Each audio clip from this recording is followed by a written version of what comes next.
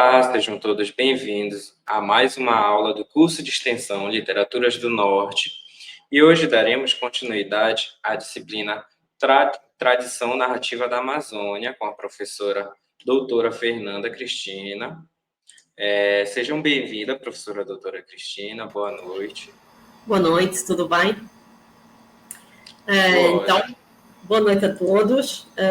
Na primeira aula não cheguei a fazer a apresentação completa, não é? Mas eu tenho participado noutros cursos de Literatura do Norte, das Literaturas do Norte, e sou professora no Campos Santana, não é? No Colegiado do Campos Santana, de Literatura Portuguesa, e sou professora também aqui na Unifap, no programa de pós-graduação em História e no programa de pós-graduação em Letras, né? Tenho doutorado numa área e doutorado noutra.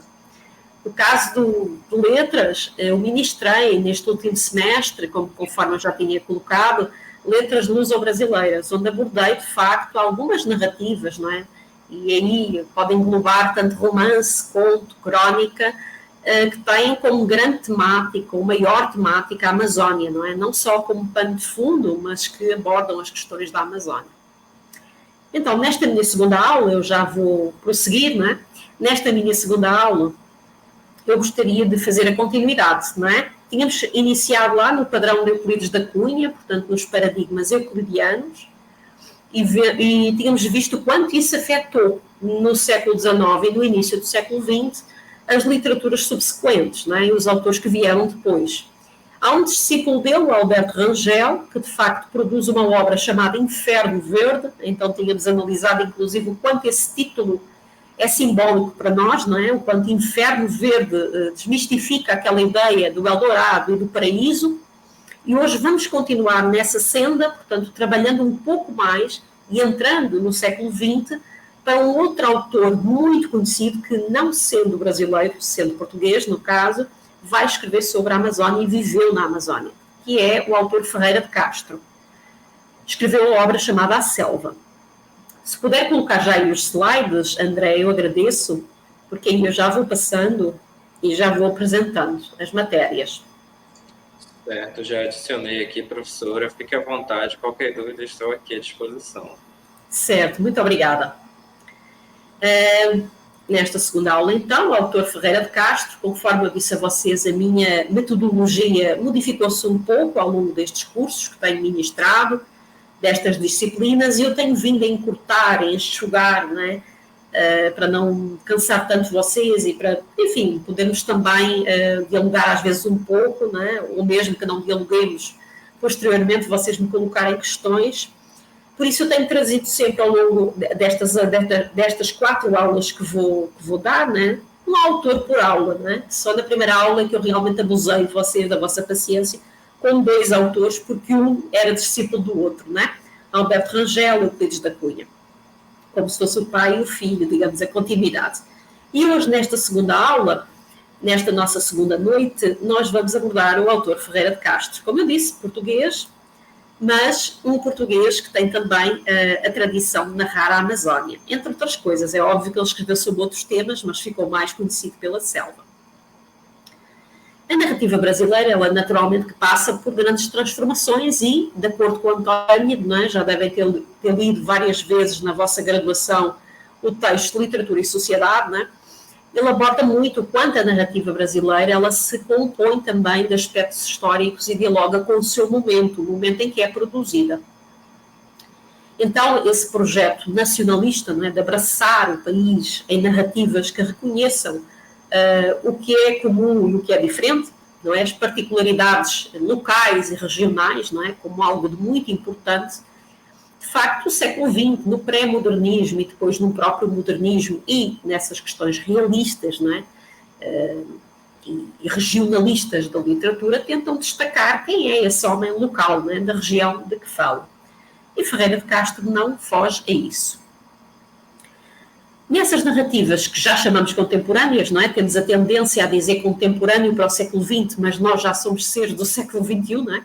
Eu ainda atravessei uma parte do XX, mas muitos de vocês já são do século XXI somente, mas nós chamamos essas literaturas contemporâneas, não é? Pronto, é um nome muito genérico, eu sei que não define nada, mas enfim, é como nós chamamos as literaturas. Então, nessa contemporaneidade, já fugimos aos padrões, não é, que vinham sendo trabalhados antes do século XIX, olhar a floresta e olhar a Amazónia como exótica, não é, com alguns estereótipos, não é?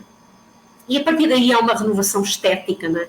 19 e 20 trabalham nessa renovação estética da prosa de ficção e que já não elege tão somente o ambiente como o tópico central, não é? Mas vai fazer outras eleições e vai eleger outros temas ao longo dos tempos. Mesmo o próprio ambiente amazónico, tal como eu expliquei a vocês na primeira aula, ele vai se reformulando, não é? Portanto, desde as crónicas dos viajantes, que foi lá nas minhas primeiras aulas, nas minhas primeiras disciplinas, eu trabalhei com os cronistas coloniais, deles até aos naturalistas românticos, não é? 18 para 19, temos uma enorme diferença no tipo de narração, não é? Mas, tipicamente, temos narrações que são, mesmo que tenham e contenham sempre em si um elemento ficcional, elas não são romances, não são contos, não é? Essas coisas, elas costumam realmente surgir no século XIX, é que há essa leva de contistas, cronistas, cronistas já havia, desculpem, contistas e romancistas, não é? É com eles que vamos agora trabalhar. Neste final do século XIX, ele é marcado por um grande número de textos sobre o espaço amazónico, em que realmente ainda se destacam esses aspectos exuberantes, selvagens, grandiosos, não é? Mas, ao mesmo tempo, começa a existir o outro lado da moeda, digamos assim, a parte caótica, bárbara até, entre aspas, claro, verão que é essa a configuração que os autores lhe dão, mas a configuração bárbara da Amazónia, mais caótica, mais destrutiva até. Destaca-se muito um autor paraense, que é o Inglês de Sousa, que eu realmente não trabalhei aqui nas minhas aulas, não é? Porque pretendo ver outros aspectos, mas ele mesmo inscreve também a Amazónia no mapa do romance brasileiro, e tem o Cacaulista, a história do pescador, o Coronel Sangrado e o Missionário. Portanto, são obras do Inglês de Sousa que num próximo curso eu poderei trabalhar, não é? Não foi um autor que eu tenha destacado para enfim, trabalhar aqui estas ideias, mas seria também, obviamente, um ótimo autor para estudar. Temos o Euclides da Cunha, falámos na primeira aula, não é? Portanto, que à margem da história ele escreveu exatamente sobre a Amazónia, uma obra que foi publicada póstumamente em 1909 e que depois, em conjunto, vai dar Um Paraíso Perdido, não é? A obra que eu apresentei. E o Inglês de Sousa... e no Inglês de Sousa que eu já falei, portanto ele avança um pouquinho nesse tom ensaístico, não é? Nas próprias cartas que ele escreve, na epistolografia, enfim, e que já vem falando, já vem trazendo alguns problemas sociais e alguns problemas morais do país. Quem nos diz isso é Margarida Teresa Furtado, eu também apresentei na primeira aula, não é? Falando bastante dela como alguém que produziu, não é? Do FPA, produziu bastante sobre a Amazónia e sobre estes autores, portanto ela tem muitos textos, quer sobre a selva do Ferreira de Castro, quer sobre as crónicas do Dalcídio Jurandir. E aí sim, as narrativas das 3 primeiras décadas do século XX, elas são quase todas, estão assentes nesses paradigmas euclidianos, que nós vimos na primeira aula. Não é? Então, na primeira aula eu falei com vocês o que era isso de um paradigma euclidiano. Então, esta prosa já não é só caracterizada pelas paisagens exuberantes, tal como eu disse, mas por denúncias constantes, políticas e sociais da Amazónia, e que é já muito diferente do que foi apresentado até aí. Então, de repente, dá-se conta que a Amazónia não é um todo, não é uma floresta por desbravar, é assim uma floresta que está sendo desbravada e que tem gente que mora lá, né? Para além dos nativos indígenas, tem gente que invade constantemente a Amazónia, que trabalha e também que é sacrificado dentro dessa Amazónia. Então, ela começa a ser um todo, não é? E não apenas uma paisagem entediante, como dizia o Euclides da Cunha, não é? O Euclides da Cunha dizia assim, é uma paisagem entediante e as margens é que têm a sua graça, não é? As margens é que nos dão... Ou seja, quando tu paras para olhar para os lados, é que o Amazonas parece que ganha vida, porque se olhares para a frente é só água, não é? Eu até vos falei da questão da talassofobia, não é? As pessoas que têm medo de ver grandes áreas cheias de água não veem o fim, não é? Do mar, do rio, do oceano, enfim. claro, Euclides da Cunha fez essa viagem durante um ano, não poderia ter talassofobia, né? Mas é uma fobia que algumas pessoas têm, né? Quando vê um mar aberto. Então, esta prosa será, voltando ao que eu estava dizendo, esta prosa é caracterizada por essas denúncias político-sociais, portanto, trabalho escravo, eu vou falar bem claramente, entre outros aspectos, claro, pobreza e trabalho escravo são as principais, mas que não eram versadas nos tempos anteriores, até porque não havia estas questões. Só a partir do ciclo da borracha, que é exatamente aquilo que o Ferreira de Castro vai colocar o dedo, não é? Vai colocar a sua atenção toda nessa questão do ciclo da borracha, é que começa a haver gente de fora, digamos assim, a viver na Amazónia e também a contar e a escrever sobre a Amazónia. Uma coisa está atrelada à outra, tendo em conta, não é, esse texto do António Cândido, na Literatura e Sociedade. Então, nessa fileira temos inúmeros autores, eu só trouxe aqui meros exemplos, mas poderia ter escolhido abordar o Carlos de Vasconcelos, Mário Guedes, Alfredo Ladislau, Adalto Fernandes, Francisco Galvão, Abdoar Bastos, que inclusivamente também falei na primeira aula, mas são autores, por exemplo, que eu não tenho tanto acesso às obras, portanto não tenho a mesma leitura que tenho para estes que trouxe, não é? Então a minha seleção também é feita por aquilo que eu sei, não é? Que eu conheço, que eu li, e como são obras que me passam um pouco mais ao lado, que eu ainda não tive tempo de me debruçar, ou seja, as minhas pesquisas ainda não chegaram assim tão longe, não é? Já fiz bastante, mas não cheguei a estes autores ainda. Para a minha vergonha, tá? Não estou dizendo que isso é bom, mas de facto são muitos, não é? E ainda bem. Mas eu penso que aos poucos, não é? Vou lendo estes autores e com certeza nos próximos cursos trarei alguns para vocês. Mas aqui foi uma seleção na qual eu tenho principalmente a Amazónia como base, mas também este signo terra, não é? Terra. É esse que é o signo terra que é muito, digamos assim, o lugar de onde falam estes autores, não é? Nestes romances regionalistas. Portanto, eles organizam a sua narrativa em torno de um panfleto de denúncia social ligado à terra, não é? Então, esses romances se encontram correspondentes em toda a América Latina, portanto, é bom dizer que não estamos no Brasil produzindo sozinhos, não é? Eu digo nós porque também sou brasileira, mas também poderia dizer nós portugueses, enfim, eu todos, né, sou portuguesa e sou brasileira, mas na realidade, até mesmo em relação às literaturas em Portugal, não é? Existe em Portugal o que nós chamamos um neorrealismo, que é a literatura de denúncia, não é? E que tem a ver com o Partido Comunista. E estes autores estão um pouco ligados a essa parte. O próprio Jorge Amado teve contacto com autores portugueses, então não podemos desligar, digamos assim, o Brasil não está sozinho, não é? Então, além da América Latina, a Europa, não é? Então, essa coisa da novela da terra, não é? Que era muito explorada pelos autores, aparece na década de 1940 em diante, eu diria até de 30, 40 em diante. Claro, vocês encontram essas informações em teorias literárias, história da literatura brasileira, por aí vai, não é? Depois vou falar um pouco também da bibliografia que me levou também a fazer estas escolhas. Quando chegamos a Ferreira de Castro, chegamos a um autor que nasceu em Oliveira das Mães, que é em Portugal, em 1898, portanto ainda na última década do século XIX, e que morre em 1974, né? Que é exatamente a data da Revolução dos Cravos, ou a Revolução Democrática em Portugal, portanto ele viveu toda a ditadura em Portugal.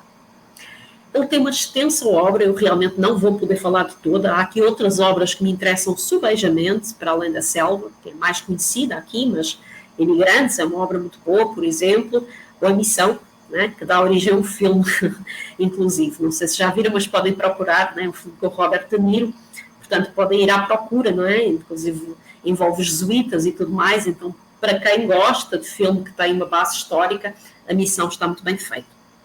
E tem o Instinto Supremo, já no final da vida dele, em que efetivamente ele estava extremamente sofrido, creio que pela morte da companheira, e em que ele pensa, tem uma ideação suicida e acaba por falar sobre a morte neste último romance. Portanto, este último também é extremamente importante. O problema que deixa vocês, não temos quase como arrumar estas obras aqui no Brasil. Para vos dizer a verdade, foi tão difícil arrumar a Selva, não é? Nós só temos em PDF, eu nas aulas dou em PDF, mas eu encomendei. Então fui pedir a um colega meu lá em Portugal que fizesse o favor de me enviar a Selva na sua mais recente edição, tá? Não quer dizer que não hajam outras muito boas, porque há com certeza, mas só para vocês verem mais ou menos a grossura, eu tenho aqui a selva. Mas aqui é difícil de comprar, se vocês forem à Amazon está a R$500, uma coisa assim absurda que nós não podemos gastar no livro, evidentemente, acaba por não ser uma prioridade no sentido em que temos outras coisas, não é, para pagar. Então, realmente, a selva consegue em PDF, felizmente, os outros eu não garanto também. Eu tenho a obra completa, mas não aqui, né? Tenho que trazer para cá. Bom, aqui temos o Ferreira de Castro, eu trouxe uma imagem, neste caso uma imagem feita, que me parece ser feita a carvão, não é? Um desenho, e cá está a edição que eu mostrei a vocês da selva, essa vermelhinha, e uma outra, que também é muito bonita, que é essa aí verde, né? Que eu acho que ela também é super, mas é essa que está a R$500, portanto nem vou sugerir, mas podem ler em PDF, está tranquilo. O que acontece nessa obra é realmente que esse aspecto natural,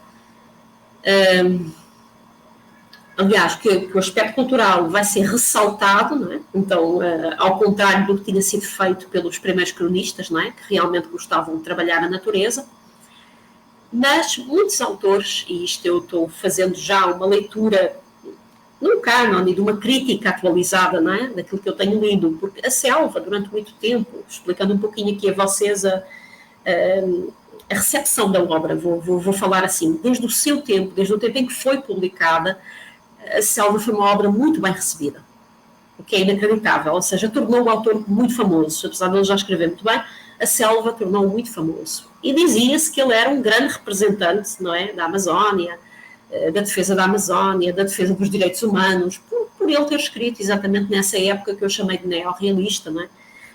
Ou que pode ser chamada para vocês, aqui para nós no Brasil, de regionalista, pronto. Mas, enfim, como ele tinha escrito, muito atrelado a ideias do partido e tal, ele foi muito bem recebido. Então, realmente, a obra era vista como um símbolo, praticamente, da Amazónia. O que acontece é que as leituras mais atuais e os críticos mais atuais dizem que não é bem assim, porque temos de olhar uma coisa muito importante, que é o lugar de fala, né? Que hoje se diz ser o lugar de fala. Agora, finalmente, né, depois de nos trazerem essa questão do lugar de fala, faz todo o sentido. Primeiro, ele não é brasileiro. Ele é português. Não lhe tira o mérito estético, tá? Tudo que eu vou dizer aqui não tira o mérito estético do Ferreira de Castro. Ele é quanto a mim, ele é um autor brilhante. Mas a grande questão, ele não pode ser um representante de um lugar onde ele viveu pouquíssimo tempo, não é? Então, a selva acaba por ser esse caso problemático para pensarmos o cânon, a crítica, a fixação do cânon, que também não é o objetivo deste curso, não é? Eu também não trouxe, só estou dizendo a vocês, mas é para serem informados da dificuldade, às vezes, de lermos esta obra, sem irmos com esse arcabouço e com esse estado da arte, esse estado crítico da arte, que nos diz que a obra é tudo de bom. Não quer dizer que não seja, mas tem isso do lugar de fala, tem a questão de ele ter vivido pouco tempo aqui e ainda vir imbuído desses valores europeus, de um olhar eurocêntrico, de que ele vivia num mundo civilizado e aqui não era civilizado, entendem? Então, isso vai passar para a obra dele, uma vez que é uma obra autobiográfica, e o próprio vai dizer isso. Quer dizer, o próprio Ferreira de Castro diz assim: eu estava tão traumatizado, ele fala assim, eu estava tão traumatizado com a experiência no Brasil que eu tinha de colocar no papel. Portanto, para ele foi uma experiência traumática. Então, esta obra nasce de um trauma, não é? Temos de pensar assim. Então, na produção literária é um pouco difícil, porque sendo uma obra autobiográfica, em que o Alberto, que é o personagem principal, é um espelho do próprio Ferreira de Castro, e ele mesmo assume isso, em que a história está muito próxima da do Ferreira de Castro. Ele mesmo diz isso. Quer dizer, então significa que as opiniões do Alberto devem estar muito próximas da do Ferreira de Castro, não é? E como eu digo, ele é um homem do seu tempo, como todos os autores são, como eu sou, como vocês são, não é? Então, a gente não foge ao nosso tempo, não pode. Né? Filosoficamente não existe, eu não posso estar à frente do meu tempo ou atrás do meu tempo, não posso. Estou aqui agora, e é o que acontece com ele. Ele escreve imbuído desse pensamento e mais, de um pensamento até monárquico, não é? Ele queria a restauração da monarquia. É bem complicado, então, falarmos aí numa fixação do Ferreira de Castro na literatura nacional. Ele não tem, assim, não é? Ele tem os críticos que o adoram e tem outros que o detonam em vários sentidos. Há uma flutuação neste lugar de enunciação, não é? É flutuante, porque tem aí o drama da imigração, Alberto, que é a síntese do português civilizado, não é? E que em meio àquele cenário todo do inferno verde, não é? Para citar o Alberto Rangel, mantém aquela sua integridade moral até o final da narrativa, não é?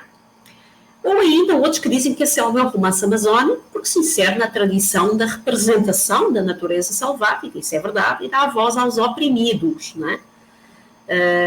Que dividiam com Alberto o mesmo sonho, não é? O mesmo sonho de emancipação através do dinheiro ganho no seringal. Então é bem complicado aí também termos alguém que é de fora, mas que se torna, é como se tornasse um de dentro. Eu meio que me identifico, estou dizendo isso, mas que se tornam de dentro e acaba por defender as mesmas lutas, o que também não é desmérito algum, não é? Penso eu. Então,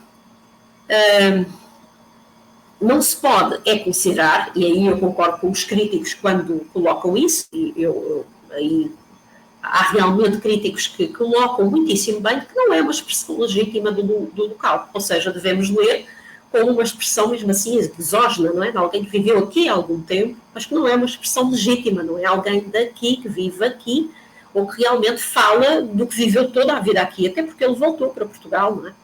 Ele não ficou no Brasil o resto da vida. Eu também, é uma coisa que eu não sabia, não é? Na altura, quando eu comecei a estudar, há muitos anos atrás, Ferreira de Castro, o que é que eu pensei? É um português que chegou aqui, tipo o padre António Vieira, não é? Chegou aqui com 7, 8 anos, estudou aqui, ficou aqui a vida inteira, é considerado um brasileiro. Mas não, efetivamente ele veio e esteve uns poucos anos ganhando o seu dinheiro no seringal e voltou. Quando ele faz a pequena história da selva, portanto, no próprio prefácio, o Ferreira de Castro vai afirmar que possuía o desejo de dar uma síntese de toda a selva do Amazonas, né, que escrevia movido pela força da própria experiência pessoal. Aquilo que eu disse a vocês, a vontade de contar o trauma, né, um pouco de psicanálise. Ele disse que sentiu-se muito mal numa noite e precisou quase se deitar no divã, né, do psicanalista para contar o que tinha vivido, né. E realmente aí o viés biográfico aparece, ou seja, há coisas ali que parece que ultrapassam a verossimilhança para se aproximarem do real, não é? E dá-nos essa ideia, não é? Essa transparência de conhecer a Amazónia como ninguém, não é? E que às vezes é apenas uma experiência, é a sua própria narrativa, não é? Também não podemos ser completamente injustos nesta avaliação. Há dois momentos, quer dizer, há um primeiro momento em que Alberto vai no navio, portanto, contando um pouquinho da história, se não sabem, Alberto é um rapaz, né, jovem ainda, adolescente, que decide ir trabalhar para um tio, né, está na casa de uma pessoa que praticamente o expulsa, diz, olha, já tens 18 anos, faz-te a vida, e ele chega ao Brasil com o intuito de trabalhar e, de certa forma, enfim, enriquecer, né? E esse tio que o recebe também lhe dá um último empurrão de que ele vai ficar muito rico, não é? Até essa coisa, o Eldorado e tal, vai ficar muito rico, mandam para um barco cheio de pessoas, seringueiros, não é? Super pobres, não é? Colocam na mesma classe de trabalhadores, portanto ele aí, cá está equiparado a todos os outros trabalhadores, né? Fica lá no meio deles, não é? E aquele espaço de pureza, de bucolismo, quando ele atravessa o rio, não é? Quando ele atravessa a Amazónia, esse navio chama-se Juste Chermont, né, é o nome do navio, de repente ganha contornos extremamente monstruosos porque ele se assusta, não é? Ele era muito jovem, não é? Temos de ver que é um menino, não é? O rapaz. E aí ele vai começar a comparar, a fazer comparações que qualquer um de nós faria, não é? Entre a terra natal e a floresta amazónica, não é? Quem não faria essa comparação?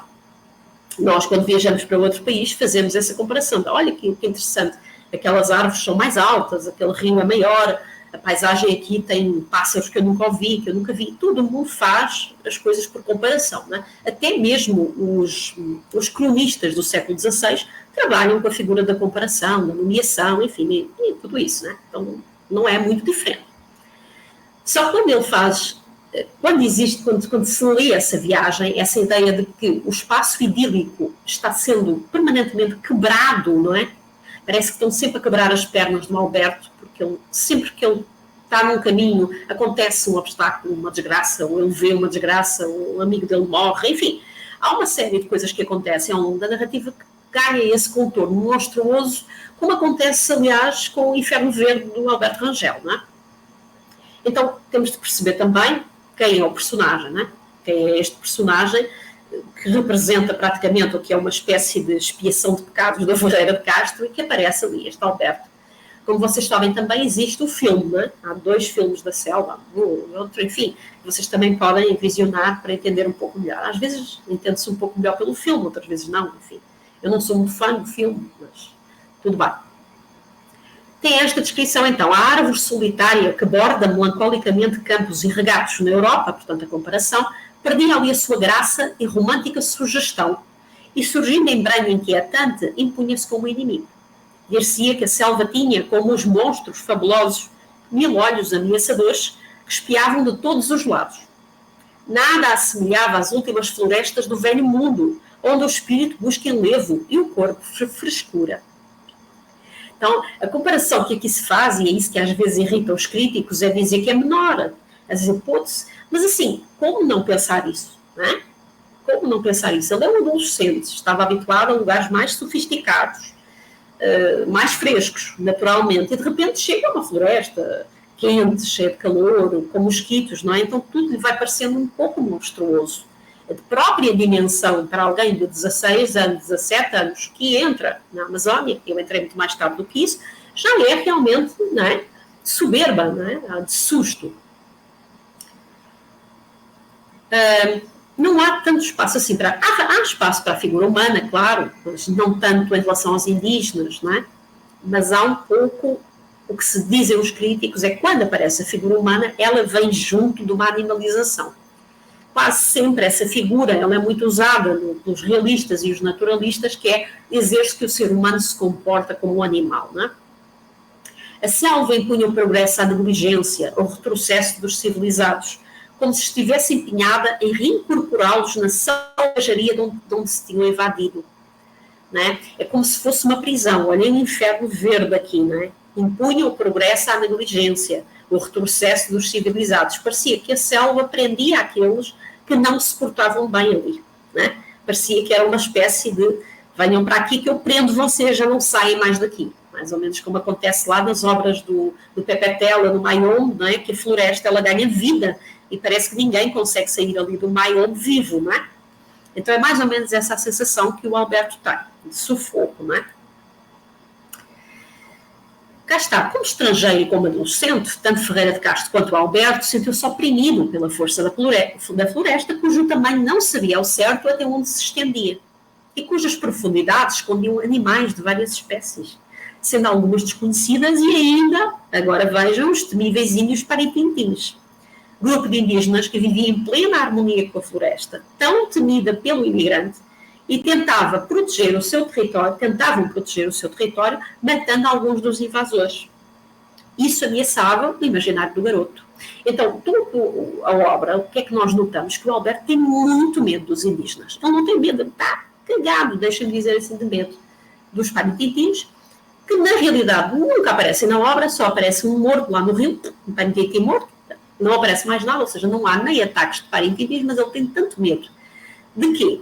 Disto colocaram na cabeça dos europeus de que onde tu chegas vai haver um índio, um indígena com uma seta, vai-te atirar a seta, vai-te matar, é canibal, essas coisas assim. Então, essas ideias a ver. E de facto eles estão fazendo o quê? Defendendo o seu território, não é? Os parintintins é isso que faziam, defendiam o seu território. Se alguém invadir o seu território, não é? Hoje em dia aqui chamamos a polícia, mas há pessoas que se defendem, não é? Então, eles estavam se defendendo. Só que o garoto tinha muito medo.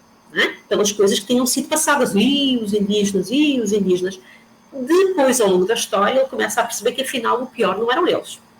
O pior eram os exploradores, era o próprio tio que explorava, não é? As pessoas que ali estavam, pagavam um soldo mínimo aos seringueiros, e os seringueiros, para comer, para poderem comer e fazer as suas coisas, ou comprar uma roupa, ficavam endividados e nunca pagavam essa dívida, portanto, nunca saíam dali. Tinham de se evadir, e longe, né? Claro, já sabem que não enriqueciam.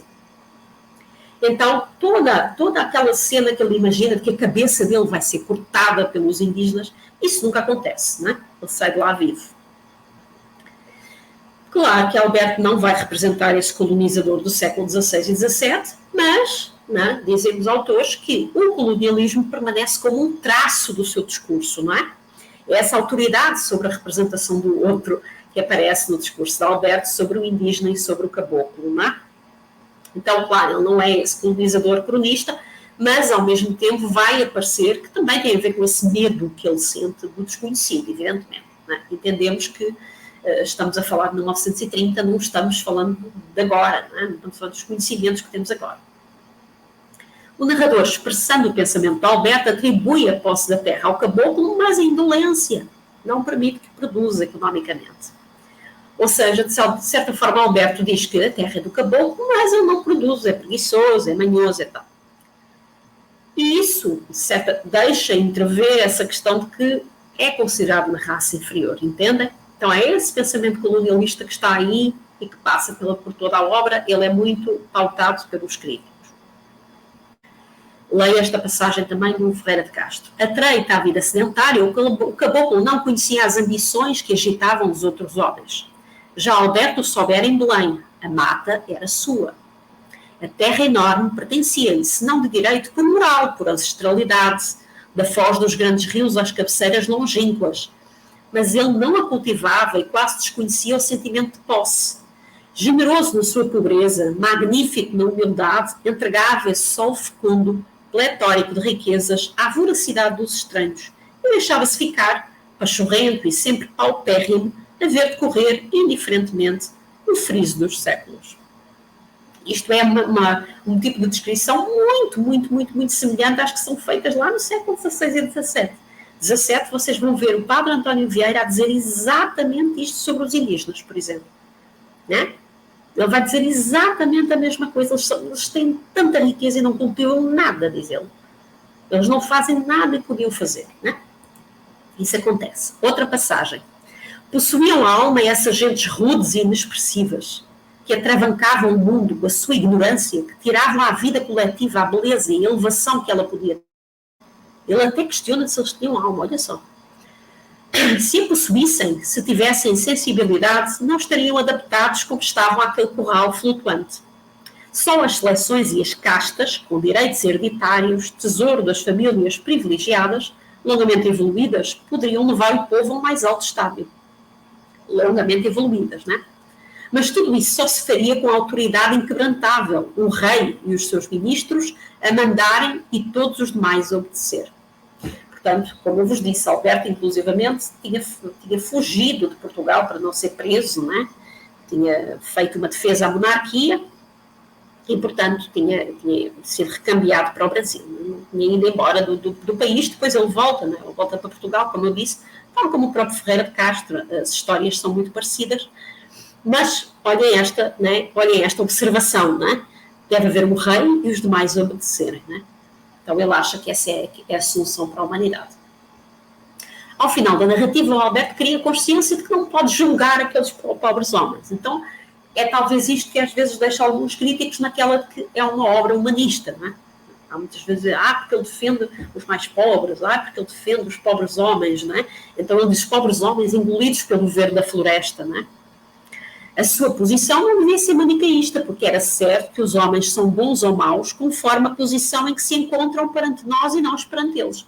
Ou seja, há este posicionamento de compreensão ao longo da obra, né, que página 197, já no final, há esta compreensão por parte de Alberto que cresce com a experiência e que pensa, putz, estou aqui julgando os outros, não é? E quem sou eu? Se não um mero estrangeiro. Agora vou estar a julgar a cultura dos outros, né? Sobretudo porque são tão pobres e vivem com tão pouco, não é? Então há esse entendimento por parte do personagem, que mesmo assim, dizem alguns autores, não chega para dizer que a obra é uma obra humanista. Né? Mas eventualmente isso é colocado, né? A evolução do personagem e do próprio pensamento. Como esta associação, Ferreira de Castro, Alberto, é muito comum, né? Dizem, o espelho, aqui fala em alter ego, enfim, há autores que falam em alter ego, eu falei em espelho, né? Há um prefácio em 1955 intitulado A Pequena História da Selva, em que ele diz que no período entre 9 de abril e 29 de novembro de 29, ele trabalhava em 2 jornais. Era diretor do Magazine de Civilização e redator do Século, fora os inúmeros textos que era obrigado a escrever se quisesse sobreviver com o mínimo de decência. Então o próprio Ferreira de Castro, ainda que viesse desse mundo dito civilizado, ele era extremamente explorado, ele trabalhou muito. Ele, para escrever este livro, ele trabalhou muito mesmo. Então, eu para viver da suma escrita, e como jornalista ele tinha de escrever milhares de coisas, então ele entendia o que era, não é, a força do trabalho. Então já há uma pobreza que é marcada nas duas na personagem e na pessoa Ferreira de Castro e em Alberto, que é o personagem. Então ele escreve por trauma, não é? Já tinha dito a vocês, ele precisa libertar-se desse trauma e conta a sua própria história como uma história de superação do trabalho escravo, não é? Porque ele foi tratado como escravo também nos seringais. Outra coisa que é muito comum acontecer, acho que já falei também várias vezes sobre isso, não só a animalização do ser humano, mas a antroporfização, nunca digo a palavra certa, dos elementos naturais, né? Da própria floresta, ganhar vida, não é? Eu dei o exemplo do Maion do Papetela, ganha vida, é um personagem dentro da própria obra. A mesma coisa aqui. Então a selva, ela ganha vida e tem contornos, não é? Que fazem ganhar uma grande dimensão no livro, não é? É por isso também que muitos autores vêm dizer que na concepção de Wolfgang Kaiser, a partir do conceito do Wolfgang Kaiser, de romance de espaço, isto seria um romance de espaço, não é? Porque mais do que abordar as pessoas que se mexem nesse espaço, o próprio espaço é protagonista da obra. Então, é esse espaço geográfico e telúrico que faz, né, a inscrição no espaço social e não o contrário, né? Há uma inscrição de um dentro do outro, o espaço social está dentro daquela floresta, né? Então, isso é algo que é muito interessante ser abordado. A própria selva que dá título à obra, ela a estrela da primeira grandeza, estende as raízes para onde quer que sejam, portanto é como se a selva em si tivesse uma enorme liberdade, as pessoas que estão lá é que não é? E estamos aqui a falar de selva como um todo, o que ele se classifica como selva, e talvez o título aí também seja esse olhar colonizador, não é? Mas o que nós chamamos de selva aqui está ligado ao espaço geográfico, está ligado à imensa grandiosidade, aos animais, aos rios, às árvores, às flores, aos frutos, não é? Enfim, tudo o que realmente se vê e tudo o que, de certa forma, causa esse profundo amedrontar do personagem. E que, segundo o próprio Ferreira de Castro, imprime um desejo de fuga àquele que passa por lá. Aí nós estamos num limite muito interessante de interpretação, que é o mesmo que eu falei na primeira aula do Inferno Verde, não é? do Albert Rangel, que é realmente o desejo de fuga. Não é? É um espaço em que a pessoa passa, mas não quer ficar, não é? Para não ficar presa nesse espaço. É um espaço para aquele que quer fugir. É um espaço que te prende demasiadamente e, portanto, a pessoa quer sair dali para fora. Não é? Não é um espaço fixo. É algo móvel, é algo que não é estável, é algo que tem uma enorme pobreza. E, para além disso tudo, os animais desconhecidos, a flora, a fauna, não é? Os bichos, não é? Na aula 1 eu comentava com o Alessandro o facto de as picadas de mosquito terem sido tão agressivas desde o século XVI, não é? Parece que o mosquito só piorou para nós. Malária, dengue, eles chamavam febre terçã e febre quartã. As febres terçãs e quartãs, elas davam doenças muito grandes e muito graves, e já o Anchieta dizia lá no século XVI que a única forma de lidar com isso era começar a comunicar com os indígenas e perguntar como é que eles faziam, não é? Mas, claro, quem vinha de fora levava mais picada e, portanto, a floresta era mais ou menos um local mais de morte do que de vida, não é? Porque muitos morriam pelo caminho, não havia como não. Para além daqueles que morriam nos navios, com desinteria, falta de alimento, etc., falta de hidratação, depois há aqueles que morriam das febres terçãs e quartãs. Muitos jesuítas safaram assim por pouco e outros morreram dessas doenças, 40, 50 anos e às vezes mais novos, não é? Então, isso amedronta muito, não é? Isso é uma coisa que já vem marcada, não se sabe lidar bem com isso, tudo que seja pântano tem esses mosquitos, e isso é uma coisa que vem ao longo da história, né, sendo trazida como um lugar onde há muitas doenças. Sem se pensar que na Europa também, não é? Se nós pensarmos na Europa, sei lá, a peste bubónica, essas coisas trazidas pelos ratos, não é? A própria influenza que matava tanto os indígenas, mas que é uma doença europeia, não é? A própria sífilis, não é? Que é europeia também. Então, há uma série de doenças que os europeus também levaram, né? Continuam levando para os indígenas. Então, a selva, ela é, antes de mais nada, opressora, né? E é como se fosse um ser humano opressor, né? Ela tem esses contornos humanos e está uma implícita comparação ali com quem manda, não é? com o próprio capataz do seringal, com aquele que escraviza, com aquele que é mandatário do lugar. Então, está inerente à visão do Alberto, que é o personagem, não é, principal da obra, que é um estrangeiro amedrontado, que é um enigma, não é? Que aquela floresta para ele claramente é um enigma, não é? Isso vem sendo trazido, mas é como se fosse uma esfinge, não é? Ele faz as perguntas e não obtém bem as respostas, obtém outras perguntas, não é?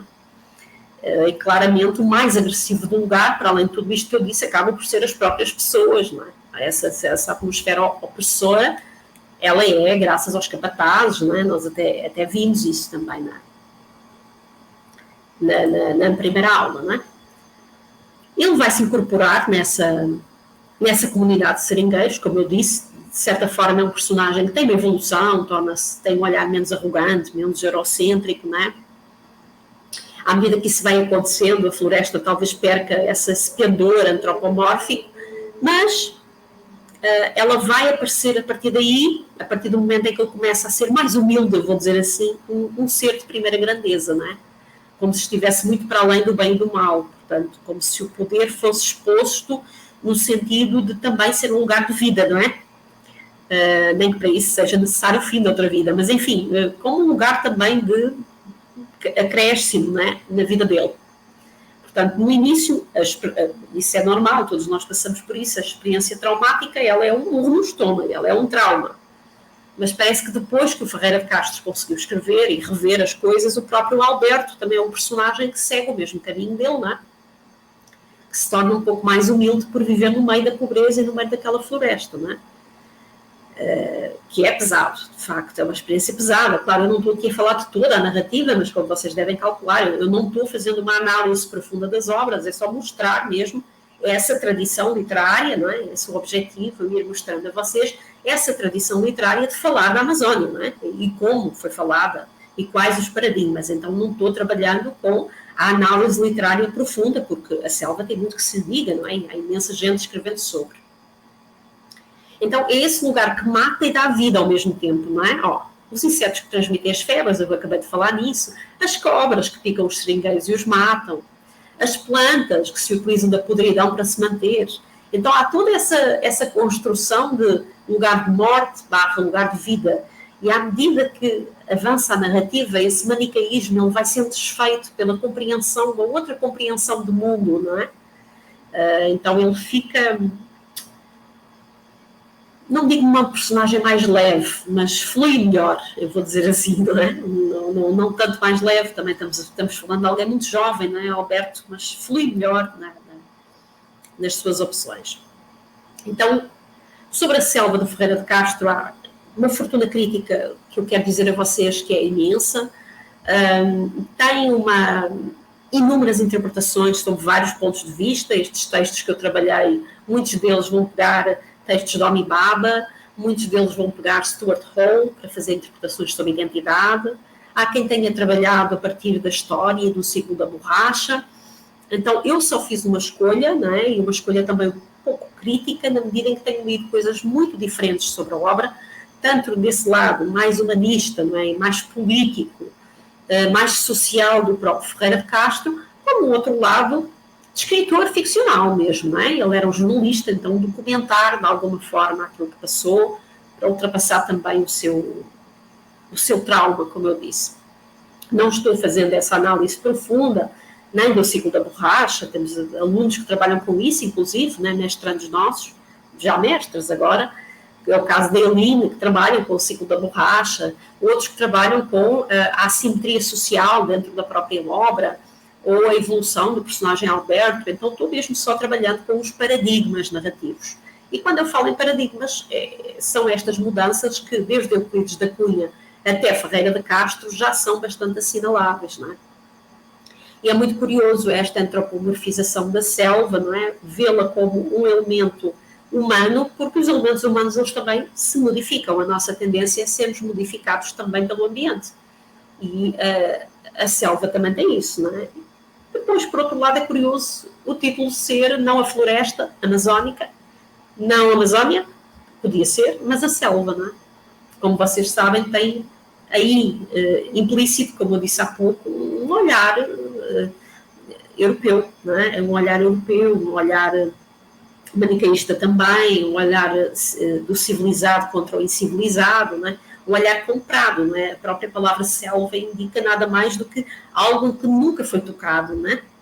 Algo que nunca foi visto, nunca foi tocado, impenetrável, não é? Virgem, digamos assim, puro, não é? Então, mas ao mesmo tempo rude, não é? O próprio nome traz em si uma certa rudeza, não é? Quando dizemos que alguém é selvático, dizemos que ele é violento, não é? Quando dizemos que a pessoa agiu de uma forma selvagem, é uma forma violenta. Então, a selva, o próprio título da obra, tal como o Inferno Verde, é um título que já nos diz alguma coisa, já é um título que tem um quê de violência, não é? Bom, eu para fazer este trabalho, eu tenho, como eu vos digo, tenho tido uma tendência muito grande para enxugar tudo o que diga respeito a referências bibliográficas, a autores que eu trabalho, para poder moldar melhor as minhas ideias.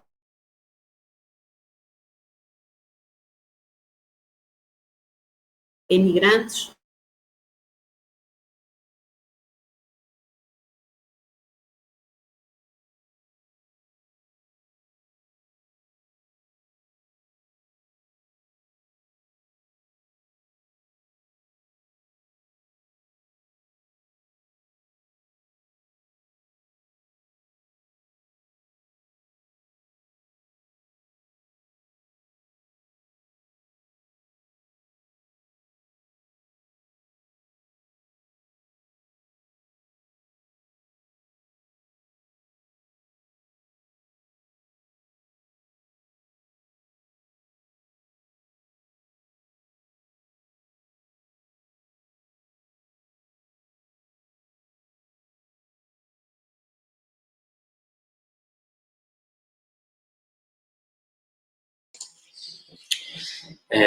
Tivemos um probleminha técnico com a professora doutora Fernanda. Estamos tentando restabelecer a conexão para ver se ela retorna.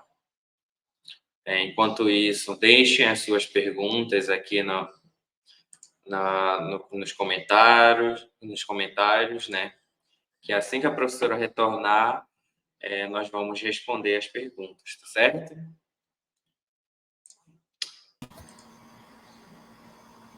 Já voltei, desculpem, foi a minha internet que caiu. Professora, viu? Não sei em que ponto é que eu fiquei, eu já estava na bibliografia, não é? Quando caiu.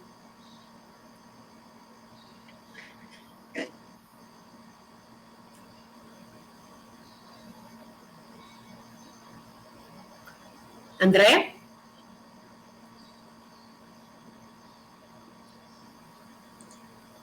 André, você está me ouvindo? Olá, professora. Olá. Em que parte é que eu fiquei quando caiu a internet?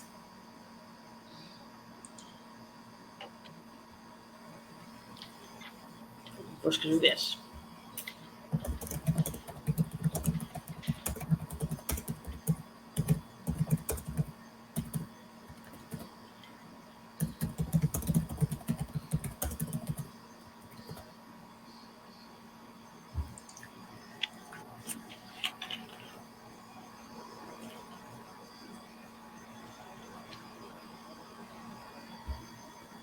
Uhum.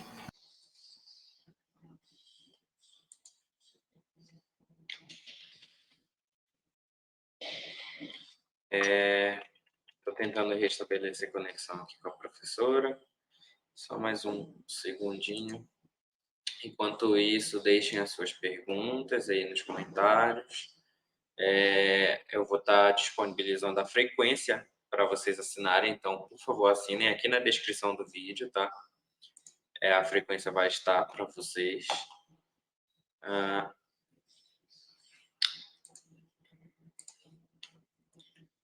Aguardar mais alguns minutos para ver se a professora Fernanda retorna. Se ela não retornar, a gente dá por encerrado aqui.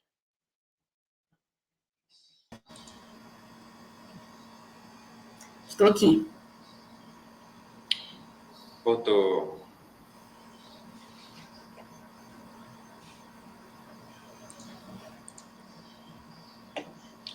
Oi, professora, consegue me ouvir? Consigo sim, estou te ouvindo. Você está me ouvindo? Você consegue me ouvir? Sim, sim. Pode Ok. continuar, professor. Eu já estava terminando, eu acho, quando caiu, né? Quando caiu a internet, peço desculpa a todos e a todas por isso, mas eu penso que já estava finalizando, né? Então, acho que dei as ideias principais acerca da obra, falava da antropomorfização da floresta, não é? E do título tão subjetivo da obra, não é? Chamar-se a selva, porque selva é algo tipicamente associado ao incivilizado, não mexido, ao que é puro, não é? E de repente, com a experiência do Alberto, não só a selva se torna mais humana, menos antropomorfizada, mas também o próprio Alberto, que é o personagem principal, ele fica mais compreensivo, não é? Menos arrogante, mais humilde nas suas posturas, não é? Então temos aqui uma evolução que se mostra muito, e também é mais até típica do século XIX do que do XX, a evolução entre o cenário que é um personagem e o próprio personagem principal, não é? Os dois evoluem ao mesmo tempo, modificam-se ao longo da narrativa, não é? Fazem parte, esse binómio faz parte. E eu estava também comentando a bibliografia, quando caiu, não é? Dizendo que era muito importante os trabalhos da professora Marli Teresa Furtado acerca da selva e do professor Alisson Leão, que é realmente também um crítico da obra à selva. Então eu acho que essas obras são fundamentais de serem consultadas, são artigos, vocês conseguem encontrá-los na internet e isso pode ajudar também a desmistificar algumas ideias sobre a obra, que é pouco trabalhada aqui, mas é trabalhada, não é? E tem boa fortuna crítica, tanto no Brasil quanto em Portugal, não é? Mas eu digo é pouco trabalhada, os alunos raramente escolhem a selva, não é? Só mesmo em Line, uma aluna nossa que agora já é mestre, não é? Escolheu trabalhar o ciclo da borracha na selva do Ferreira de Castro. Não sei se me quer colocar alguma dúvida, André. Gostaria de colocar alguma pergunta, André?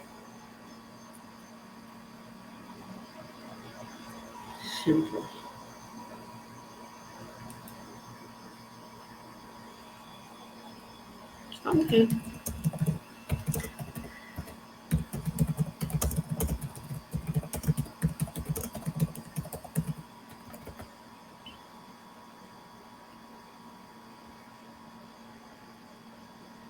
Estamos a comunicar por escrito, não é? Porque o André não me consegue ouvir, mas eu consigo ouvir. Ok. Ok.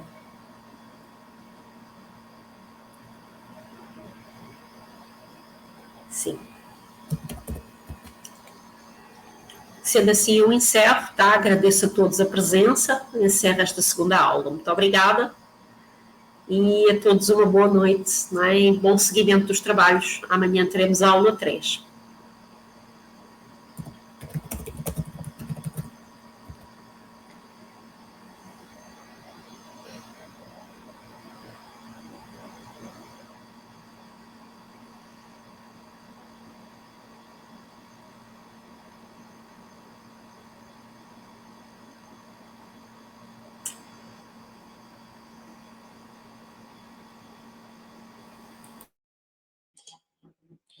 Bom, então, obrigado, professora doutora Fernanda, pela aula maravilhosa, né, que nós assistimos. Lembrando que na próxima semana nós daremos continuidade, né, à terceira e quarta aula da professora Fernanda. Então, pessoal, assinem a frequência que já está disponível aqui na descrição do vídeo. Não esqueçam de assinar a frequência, por favor, que é através da frequência que a gente vai estar enviando os certificados após o fim do curso. Deixem suas perguntas aqui nos comentários, que a gente vai repassar para a professora Fernanda, e na próxima aula a gente já vai voltar respondendo essas perguntas. E, no mais, vocês podem me procurar para esclarecimentos, dúvidas, podem nos procurar através das nossas redes sociais, que é @Literaturas do Norte, pelo Instagram e pelo Facebook.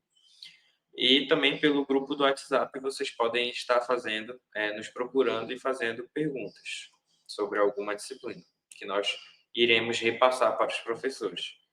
No mais, eu agradeço a presença da professora, muito obrigado pela disponibilidade e agradeço a presença de todos que estão aqui hoje.